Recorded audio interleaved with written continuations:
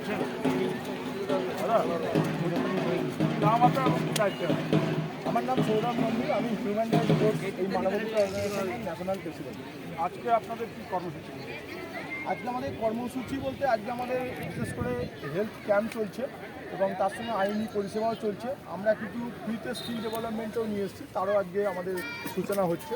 এবং এই আইনি পরিষেবা এবং হেলথ ক্যাম্প আমাদের সারা বছর 365 দিনই চলবে এই রায়গঞ্জ মানুষের জন্য এবং পশ্চিমবাংলার মানুষের জন্য।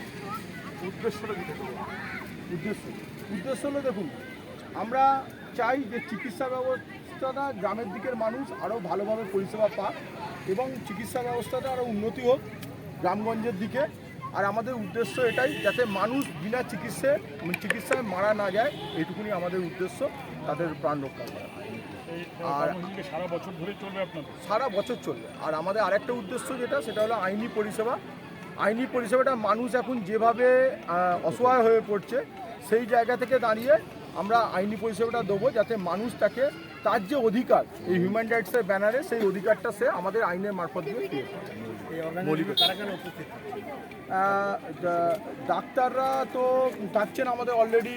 কলকাতার কিছু মেডিকেল কলেজের ডাক্তাররা এসে উপস্থিত হয়েছেন। এর মধ্যে ডাক্তাররা শিলিগুড়ি থেকে এসছেন এবং আগামী দিন সাউথ ইন্ডিয়ার মানে ভেলোর জাতীয় সব ওখানকার যে ডাক্তাররা আছেন তারা এখানে পরিষেবা দেবেন।